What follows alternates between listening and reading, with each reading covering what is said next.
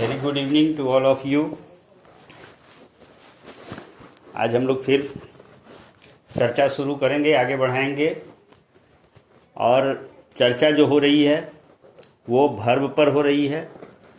Verb में principal verb या जो मेन भर्व, उसका मेन भर्व भी नाम है, प्रिंसिपल भर्व भी नाम है, उसकी चर्चा हो रही है। उसके क्लासिफिकेशन की बात हो रही थी। इसमें आप लोगों को बताया जा चुका है कि मेन भर्व के क्लासिफिकेशन का दो आधार है। एक कि किसी मेन भर्व के साथ ऑब्जेक्ट का प्रयोग आवश्यक है या नहीं है। अगर वो आवश्यक है तो उस आधार पर भर्व का जो क्लासिफिकेशन हुआ है उसको कहा जाता है ट्रांजिटिव भर्व। और जिस मेन भर्व को अपना सेंस कंप्लीट करने के लिए या कंप्लीट सेंस एक्सप्रेस करने के लिए किसी ऑब्जेक्ट की आवश्यकता नहीं होती है, वैसा जो भर्व होता है वो इंट्रांजिटिव भर्व होता है। उसकी चर्चा आप लोगों को डिटेल में की जा चुकी है। फिर दूसरा जो क्लासिफिकेशन का आधार भर्व का के क्लासिफिकेशन का आधार बताया गया था, उसमें ये कहा गया था कि भर्व का फॉर्म सब्जेक्ट के नंबर और पर्सन में परिवर्तन होने से या वाक्य के टेंस में परिवर्तन होने से परिवर्तित होता है या नहीं होता है। Whether the form of the verb is changed with the change in the number और पर्सन ऑफ द सब्जेक्ट और with the change in the tense of the sentence और नॉट। अगर वो वर्ब का फॉर्म चेंज होता है तो ऐसे वर्ब्स को फाइनाइट वर्ब कहा जाता है। और अगर उसका फॉर्म चेंज नहीं होता है सब्जेक्ट के नंबर पर्सन बदलने से या वाक्य का टेंस बदलने से, अगर उसका फॉर्म चेंज नहीं होता है तो वैसे वर्ब्स को नॉन फाइनाइट वर्ब कहा जाता है। फिर कहा गया था कि नॉन फाइनाइट वर्ब का 3 प्रकार होता है। नॉन फाइनाइट फैमिली के 3 संतान हैं। पहली संतान का नाम है, जिसकी चर्चा हो चुकी है, वो है इन्फिनिटिव। और इन्फिनिटिव के बारे में आप लोगों को बताया जा चुका है कि इन्फिनिटिव जो होता है वो V1 form of the verb होता है, used either as a verb और as a noun in a sentence. उसकी डिटेल्ड चर्चा हो चुकी है इन्फिनिटिव के बारे में। और कहाँ कहाँ वो 2 प्रकार का होता है ये भी बताया जा चुका है, बेयर इन्फिनिटिव और फुल इन्फिनिटिव। जब विदाउट टू V1 का प्रयोग करते हैं तो that is called bare infinitive, और विथ टू जब V1 का प्रयोग करते हैं तो that is called full infinitive.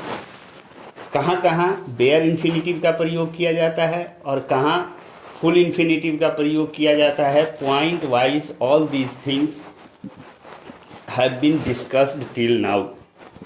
Now we will proceed today towards the second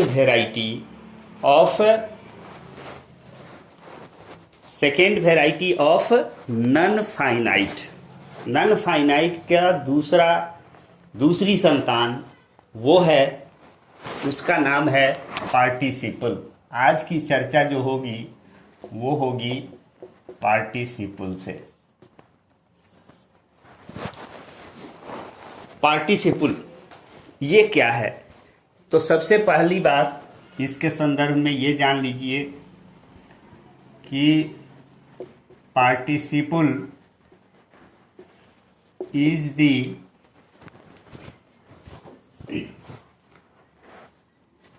V3 और V4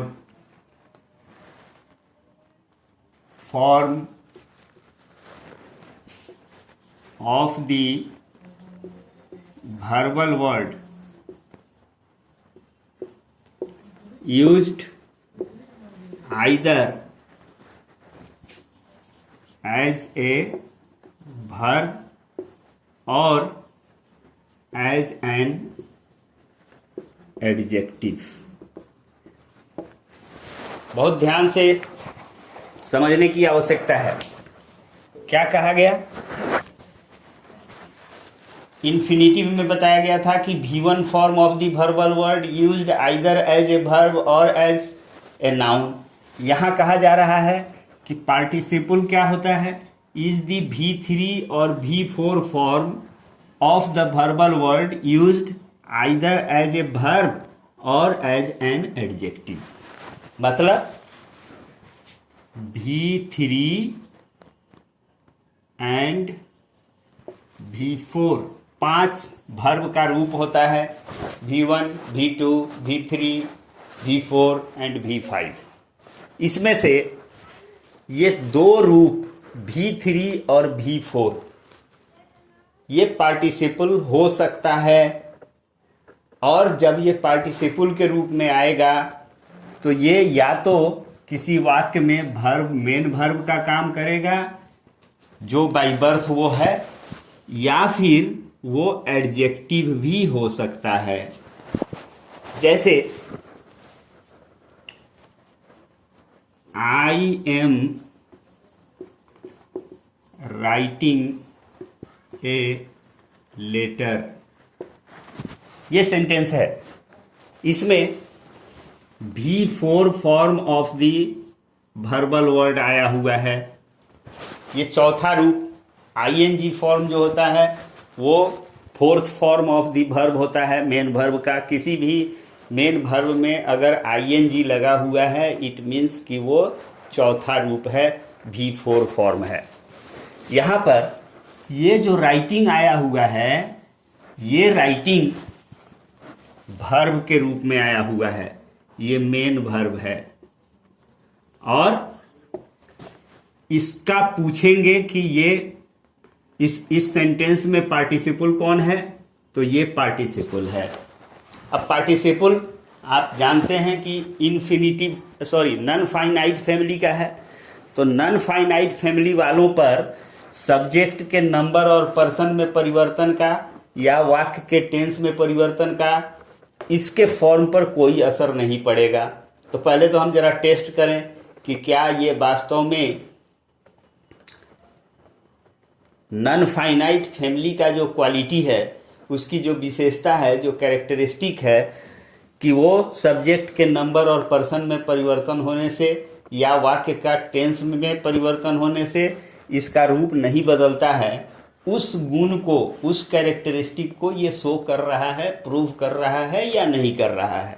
तो हम क्या देखते हैं, अगर हम कहें कि they are writing a letter, क्या हुआ, हमने सब्जेक्ट का नंबर पर्सन बदल दिया।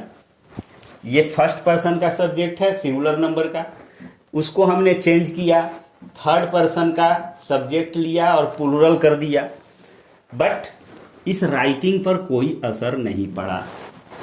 देयरफॉर हम कहेंगे कि ये नॉन फाइनाइट फैमिली का जो क्वालिटी है कि सब्जेक्ट का नंबर पर्सन बदलने से या वाक्य का टेंस बदलने से इसके फॉर्म पर कोई असर नहीं पड़ता है, उस चीज़ को, उस कैरेक्टरिस्टिक को, उस क्वालिटी को ये शो कर रहा है, प्रूव कर रहा है। देयरफॉर हम बेहिचक कहेंगे कि यहाँ पर जो V4 आया हुआ है ये है पार्टिसिपल। हम इसका टेंस बदल के देखें, दे वेयर, तब भी क्या होगा, राइटिंग ए लेटर। हमने टेंस बदल दिया, बट इस टेंस के बदलने से भी there is no difference, there is no change in the form of this main verb. तो नॉन फाइनाइट फैमिली की जो कैरेक्टरिस्टिक है कि सब्जेक्ट का नंबर पर्सन बदलिएगा या वाक्य का टेंस बदलिएगा तब भी उसका फॉर्म नहीं बदलेगा, इस क्वालिटी को ये मेंटेन कर रहा है, इस कैरेक्टरिस्टिक को ये मेंटेन कर रहा है। Therefore it is participle. तो ये कहा गया कि V3 या V4 form used either as a verb और एज एन एडजेक्टिव, मतलब कि ये वर्ब के रूप में भी प्रयुक्त हो सकता है और एडजेक्टिव के रूप में भी प्रयुक्त हो सकता है। तो वर्ब के रूप में तो इसका प्रयोग हुआ, ये आपने देख लिया। अब जरा देखिए कि एडजेक्टिव के रूप में कैसे इसका प्रयोग किया जाएगा।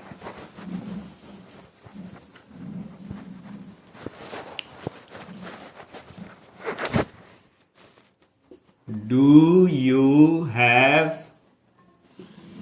ए writing pad? Do you have a writing pad, ये क्वेश्चन है। इसमें भी आप देख रहे हैं V4 फॉर्म आया हुआ है, ये V4 है, बट ये V4 फॉर्म जो आया हुआ है ये वर्ब के रूप में नहीं आया है, ये एडजेक्टिव का काम कर रहा है। कहिएगा कैसे ये एडजेक्टिव का काम कर रहा है भाई? आपको मन में आ रहा है तो वर्ब कह दे रहे हैं, मन में आ रहा है तो एडजेक्टिव कह दे रहे हैं। तो ये एडजेक्टिव का काम कैसे कर रहा है? तो एडजेक्टिव के बारे में आप लोगों को बताया जा चुका है कि एडजेक्टिव क्या होता है।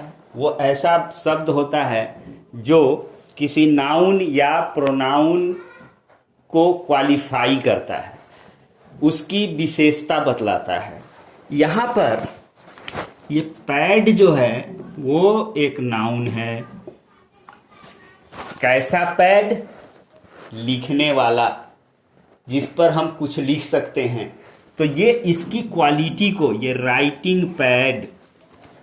अब जैसे देखें, I saw a dancing girl, ये सेंटेंस दिया हुआ है और स्पष्ट हो जाएगा इस एग्जाम्पल से। ये गर्ल क्या है? एक नाउन है और ये V4 form of the verbal word, dance verb है, उससे डांसिंग V4 फॉर्म आया हुआ है। बट इस सेंटेंस में ये डांसिंग जो है वो वर्ब का काम नहीं कर रहा है, ये डांसिंग यहाँ पर एडजेक्टिव के रूप में आया हुआ है। कैसे भाई? एडजेक्टिव आप जानते हैं कि नाउन प्रोनाउन को क्वालिफाई करता है, उसकी विशेषता बतलाता है। तो ये कैसी लड़की? नाचने वाली लड़की। I saw a dancing girl, मतलब इस लड़की की विशेषता ये बता रहा है। देयरफॉर ये वर्बल वर्ड है और यहाँ पर इस नाउन को क्वालिफाई कर रहा है, इस नाउन की विशेषता बता रहा है। तो यहाँ इसका प्रयोग जो किया जा रहा है वो एडजेक्टिव के रूप में किया जा रहा है।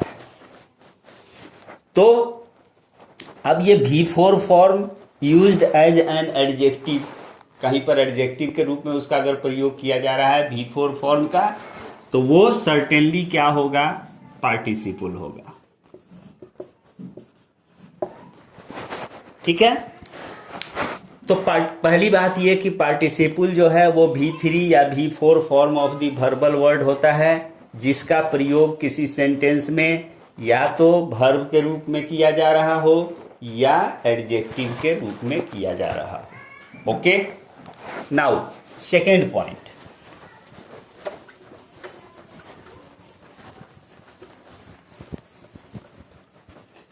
दूसरा पॉइंट क्या है?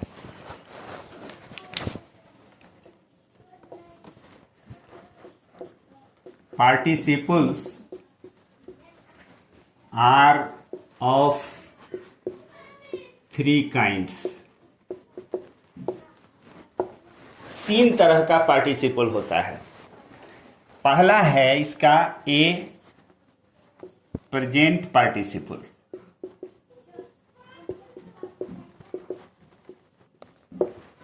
दूसरा है पास्ट पार्टिसिपल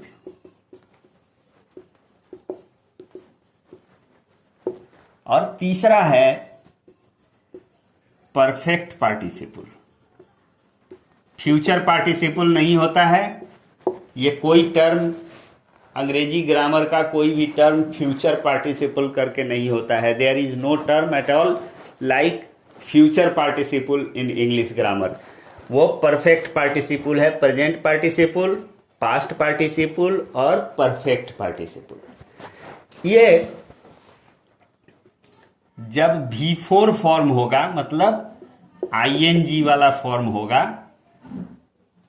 और वो किसी सेंटेंस में वर्ब के रूप में या एडजेक्टिव के रूप में आया हुआ होगा, तो उसको हम कहेंगे प्रेजेंट पार्टिसिपल। पास्ट पार्टिसिपल क्या होता है? V3 फॉर्म हो, मतलब ED वाला फॉर्म। अक्सर हाँ, ED वाला फॉर्म जो होता है वो V3 फॉर्म वाला होता है। और अगर इसका प्रयोग V3 फॉर्म का प्रयोग किसी सेंटेंस में हम वर्ब के रूप में या एडजेक्टिव के रूप में कर रहे हों, तो that form will be called past participle. और ये क्या होता है भाई? परफेक्ट पार्टिसिपल क्या होता है? ये होता है दोनों का ये मिक्सचर होता है। हैविंग मतलब इसका ING इसमें लगा हुआ है और plus V3, having plus V3, इस दोनों को मिला देने पर मतलब ये हैविंग इसका ING V4 वाला ING यहाँ हैव के साथ जुड़ जाएगा और V3 इसके बाद आ जाएगा, तो यह दोनों का जो कंबाइंड रूप होगा, this is called perfect participle. Present participle, past participle और परफेक्ट पार्टिसिपल। तो ये तीन इसकी वेराइटीज हैं। पार्टिसिपल्स की वेराइटी है तीन। प्रेजेंट पार्टिसिपल, जब भी V4 फॉर्म किसी सेंटेंस में आप देखिए और वह फॉर्म अगर वर्ब के रूप में आया हुआ है या एडजेक्टिव के रूप में आया हुआ है, तो आपको क्या कहना है उसके बारे में? उसके बारे में आपको कहना है कि this is the present participle form of the main verb. Now past participle की बात, V3 फॉर्म आया हुआ हो किसी वर्बल वर्ड का और सेंटेंस में उसका प्रयोग किया गया हो किस रूप में? या तो वर्ब के रूप में या फिर एडजेक्टिव के रूप में अगर उसका प्रयोग किया गया हो, तो उस फॉर्म को, उस V3 फॉर्म को आप कहेंगे पास्ट पार्टिसिपल फॉर्म। फिर परफेक्ट पार्टिसिपल, अगर किसी सेंटेंस में हैविंग प्लस V3, हैविंग के बाद V3 फॉर्म आया हुआ है, तो उसको आप कहेंगे परफेक्ट पार्टिसिपल। इनकी चर्चा अलग अलग चर्चा होगी, उस पर मैं आ रहा हूं। अब इनके बारे में अलग अलग हम चर्चा करेंगे। पहली चर्चा होगी प्रेजेंट पार्टिसिपल की। यहां से क्या हट जाएगा? ये V3 हट जाएगा, क्योंकि प्रेजेंट पार्टिसिपल का मतलब होता है only V4 used either as a verb और एज एन एडजेक्टिव। तो इसके बारे में पहली बात, this is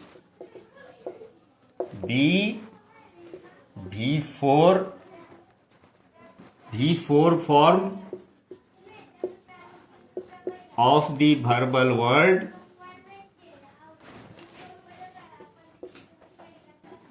used either as a verb or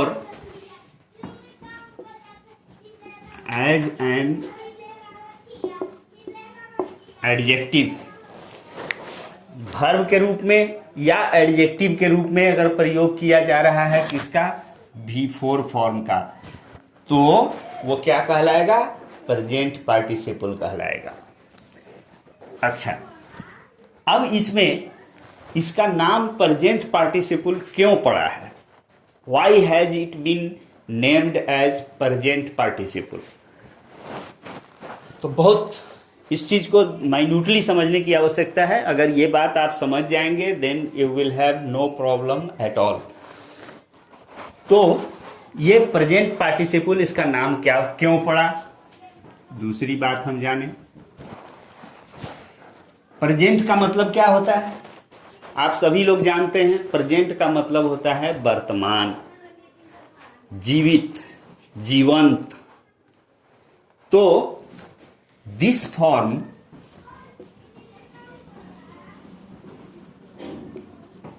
is called present participle because it always suggests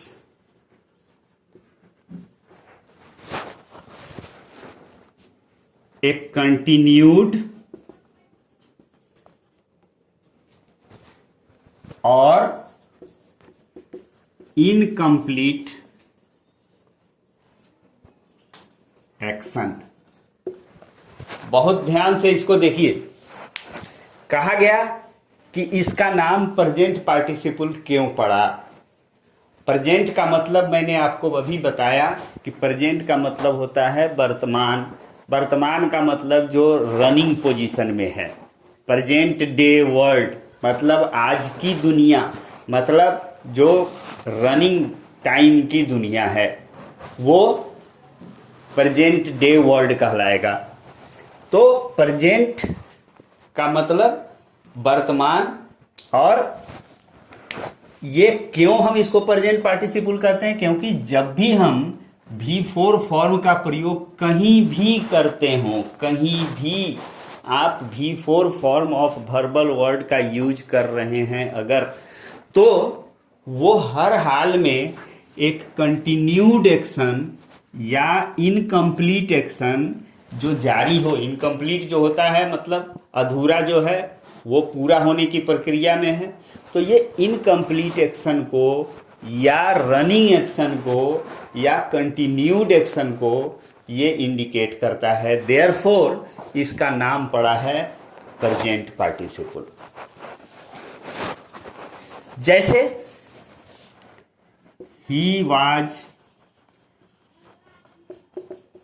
writing a letter, ये पास्ट टेंस का sentence है, बट इसमें जो ये V4 फॉर्म आया हुआ है, इसको अगर हम कहेंगे कि ये कैसा क्या है ये, तो आपका जवाब होगा कि ये पार्टिसिपल तो है ही, पार्टिसिपल है। और पार्टिसिपल में कैसा पार्टिसिपल है? प्रेजेंट पार्टिसिपल है। कहिएगा क्यों? ये तो पास्ट टेंस के वाक्य में प्रयुक्त हो रहा है। तो भैया ये तो नॉन फाइनाइट फैमिली वाले हैं ना, इन पर टेंस का कोई असर नहीं रहता है। ये टेंस के असर से या सब्जेक्ट के नंबर पर्सन के असर से मुक्त होते हैं, बेअसर होते हैं, अनअफेक्टेड होते हैं, अप्रभावित होते हैं। तो अब कहेंगे आप कि ये तो पास्ट टेंस का सेंटेंस है, इसको प्रेजेंट पार्टिसिपल आप लिख दिए, ये कैसे हुआ? हुआ इसलिए हुआ क्योंकि ये इनकम्प्लीट या रनिंग एक्शन की बात कर रहा है, जिंदा एक्शन की बात कर रहा है। कैसे? He was writing a letter, जिस समय की हम बात कर रहे हैं, कोई पर्टिकुलर समय दिमाग में हमारे है, जिस समय वो पत्र लिख रहा था, मतलब वो काम जो था वो कंटिन्यूड था, इन प्रोग्रेस था, वो लाइव वर्क था, जिंदा था, आगे बढ़ रहा था। तो ये जीवंतता जो इसमें आई, जो कंटिन्यूटी की बात की जा रही है, एक्सप्रेशन दिया जा रहा है इसके द्वारा, देयरफॉर ये प्रेजेंट की क्वालिटी है। देयरफॉर भले ही इसका प्रयोग पास्ट टेंस के वाक्य में किया जा रहा हो, भले ही इसका प्रयोग हम फ्यूचर टेंस के वाक्य में भी कर सकते हैं, he will be writing a letter, कोई बात नहीं है। ये फ्यूचर टेंस के वाक्य में भी अगर आ रहा है तो यहां पर जो आने वाला राइटिंग है इसको हम प्रेजेंट पार्टिसिपल ही कहेंगे। नाउ तीसरी बात,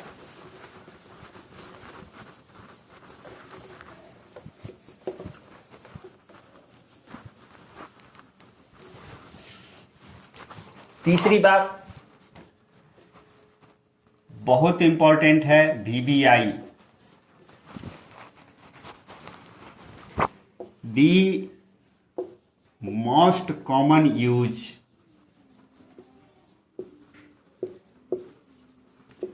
of the present participle form as a verb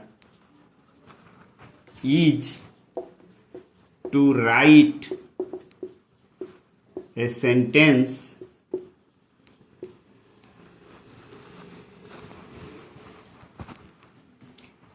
in any of the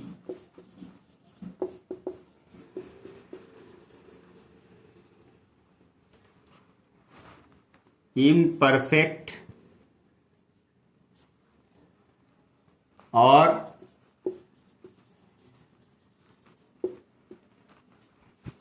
perfect continuous tense. इस पर ध्यान दीजिए, कहा गया कि सबसे कॉमन यूज कौन चीज का? प्रेजेंट पार्टिसिपल फॉर्म का। सबसे कॉमन यूज क्या होता है कि to write a sentence in any of the imperfect और परफेक्ट कंटिन्यूअस टेंस। टेंस की चर्चा आगे होने वाली है, बट आप ये जान लीजिए अभी कि कोई भी इम्परफेक्ट टेंस वाला सेंटेंस आपको लिखना है, चाहे प्रेजेंट इम्परफेक्ट की बात करें, चाहे पास्ट इम्परफेक्ट की बात करें, चाहे फ्यूचर इम्परफेक्ट की बात करें। इम्परफेक्ट टेंस फॉर्म में अगर कोई भी सेंटेंस आपको लिखना है, ये एकदम याद कर लीजिए, दिमाग में बैठा लीजिए, इसका कहीं कोई एक्सेप्शन नहीं है। ये फिक्स्ड रूल है कि अगर हम कहीं भी कोई इम्परफेक्ट टेंस लिख रहे हैं, चाहे वो प्रेजेंट इम्परफेक्ट में लिख रहे हों, चाहे वो पास्ट इम्परफेक्ट में लिख रहे हों, चाहे वो फ्यूचर इम्परफेक्ट में हम लिख रहे हों, कहीं भी अगर इम्परफेक्ट टेंस की रचना करनी है, इम्परफेक्ट टेंस वाला कोई वाक्य लिखना है, तो you will have to use the present participle form of the main verb. मतलब B4 form of the main verb will be used in that case. उसका कोई एक्सेप्शन नहीं है, ये विदाउट फेल इस रूल को फॉलो करना है। नहीं करने पर आप इम्परफेक्ट टेंस या परफेक्ट कंटिन्यूअस टेंस में किसी वाक्य की रचना नहीं कर पाएंगे। Be sure about it. जैसे हम अगर कह रहे हैं कि वह, आप लिखना चाहते हैं वह पत्र लिख रहा है, ये सेंटेंस दिया हुआ है हिंदी का, और इम्परफेक्ट का मतलब होता है इनकम्प्लीट। इनकम्प्लीट एक्शन को बताने वाला जो टेंस होता है that is called imperfect tense. तो ये इम्परफेक्ट टेंस का वाक्य है, पत्र लिख रहा है, मतलब पत्र लिखने का काम इनकम्प्लीट है, पत्र लिखने का काम कंटिन्यूड है, पत्र लिखने का काम जारी है। तो अब इसका अगर हमको अंग्रेजी ट्रांसलेशन करना है तो क्या करेंगे भाई? ही राइट्स ए लेटर, ये हम ट्रांसलेशन करेंगे। लेकिन ये ट्रांसलेशन करेंगे तो हम मुंह की खाएंगे, हम गलत कर बैठेंगे, ये सेंटेंस सही नहीं है। क्यों सही नहीं है? क्योंकि यहाँ पर एक इनकम्प्लीट, एक कंटिन्यूड एक्शन की बात की जा रही है, और कंटिन्यूड एक्शन जो होता है उसको एक्सप्रेस करने के लिए प्रेजेंट पार्टिसिपल फॉर्म का प्रयोग करना नितांत आवश्यक है, अनिवार्य है, इनएस्केपेबल है। आप उसको अवॉइड नहीं कर सकते हैं, अनएवॉइडेबल है वो। क्या करना होगा? हमको यहाँ करना होगा इज राइटिंग ए लेटर। अब जाके ये हमारा सेंटेंस सही होगा। तो ये प्रेजेंट इम्परफेक्ट टेंस का वाक्य है। पास्ट इम्परफेक्ट टेंस की बात होगी तब भी यही काम करना है। वह पत्र लिख रहा था, लिख रहा था। He was writing a letter. ये सेंटेंस हमारा सही है, क्योंकि इनकम्प्लीट एक्शन का एक्सप्रेशन इम्परफेक्ट टेंस के द्वारा होता है और इम्परफेक्ट टेंस की रचना हर हाल में किसके द्वारा? प्रेजेंट पार्टिसिपल के द्वारा होगा, मतलब V4 फॉर्म के द्वारा होगा। परफेक्ट कंटिन्यूअस की बात करें, जैसे हम कह रहे हो कि परफेक्ट कंटिन्यूअस की बात हम करते हैं। वह 2 घंटे से पत्र लिख रहा है। क्या होगा? अब ये जो है प्रेजेंट परफेक्ट कंटिन्यूअस टेंस का वाक्य है।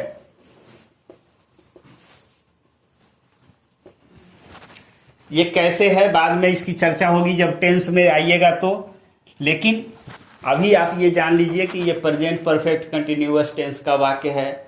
और जहां भी कंटिन्यूअस शब्द आ जाए तो आपको प्रेजेंट पार्टिसिपल फॉर्म का प्रयोग करना होगा।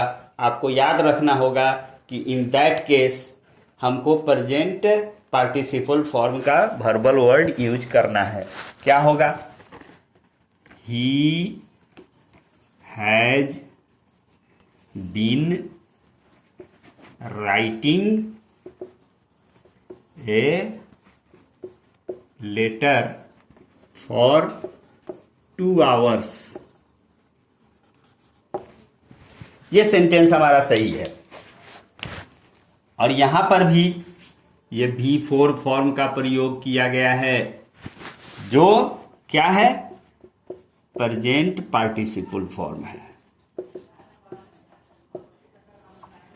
प्रेजेंट पार्टिसिपल फॉर्म है क्योंकि कंटिन्यूटी बताने के लिए, इम्परफेक्टनेस बताने के लिए, जो एक्शन जारी है, रनिंग एक्शन बताने के लिए हर हाल में आपको प्रेजेंट पार्टिसिपल फॉर्म का प्रयोग करना है। और कहीं भी आप इम्परफेक्ट टेंस की रचना करने जा रहे हैं या परफेक्ट कंटिन्यूअस टेंस की रचना करने जा रहे हैं तो उस स्थिति में आपको ध्यान में रखना है कि V4 फॉर्म वाला वर्बल वर्ड मतलब प्रेजेंट पार्टिसिपल फॉर्म का प्रयोग करना ही होगा। बिना उसको किए हुए आप कोई भी इम्परफेक्ट टेंस या परफेक्ट कंटिन्यूअस टेंस वाला वाक्य नहीं लिख सकते हैं। अब चलिए चौथी बात,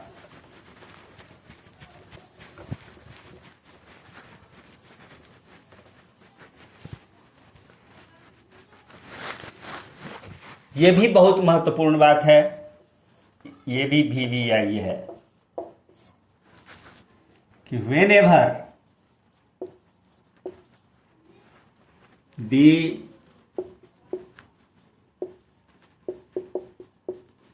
present participle form is used to write a sentence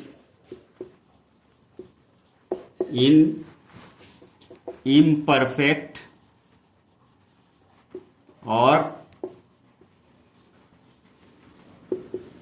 perfect continuous tense, तो एक चीज आपको ध्यान में रखना होगा, दी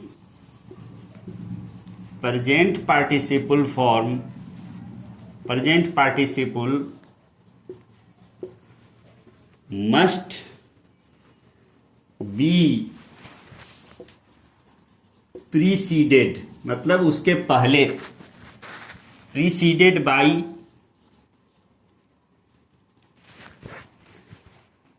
ए verb by an auxiliary verb कर दीजिए, auxiliary verb from to be family. मतलब जब भी आप प्रेजेंट पार्टिसिपल फॉर्म का प्रयोग कर रहे हैं, किसके लिए? इम्परफेक्ट या परफेक्ट कंटिन्यूअस टेंस की रचना के लिए, तो उसमें प्रेजेंट पार्टिसिपल फॉर्म के पहले टू बी फैमिली का एक ऑक्सिलियरी वर्ब रखना जरूरी है। जैसे टू बी फैमिली का वर्ब होता है is, am, are, was, were, be, been, ये टू बी फैमिली है। इसमें से आपको किसी न किसी को रखना पड़ेगा, नहीं रखिएगा तो आप प्रेजेंट पार्टिसिपल फॉर्म का प्रयोग नहीं कर सकते हैं इम्परफेक्ट या परफेक्ट कंटिन्यूअस टेंस की रचना के लिए। जैसे he is writing a letter, इस सेंटेंस में V4 फॉर्म आया है, वर्ब के रूप में आया है, यानी प्रेजेंट पार्टिसिपल फॉर्म आया है, और ये प्रेजेंट इम्परफेक्ट टेंस की रचना के लिए इसका प्रयोग किया गया है। तो इसमें टू बी फैमिली से ये इज को पहले आपको रखना पड़ेगा। आई एम गोइंग देयर क्या है भाई? प्रेजेंट इम्परफेक्ट टेंस का वाक्य है। इसमें क्या हुआ है? V4 फॉर्म का प्रयोग किया गया है। इस V4 फॉर्म के पहले एम आया हुआ है जो टू बी फैमिली का मेंबर है। मतलब टू बी फैमिली वाले आएंगे पहले और तब उसके बाद में V4 आएगा। अगर आप उस V4 का प्रयोग इम्परफेक्ट या परफेक्ट कंटिन्यूअस टेंस के फॉर्मेशन के लिए कर रहे हैं तो आज की बात यहीं तक समाप्त हो रही है। आगे ये कंटिन्यूड होगा। आप लोग इन वीडियोस को ध्यान से देखिए, लाइक कीजिए, शेयर कीजिए, सब्सक्राइब कीजिए। Good night, good bye.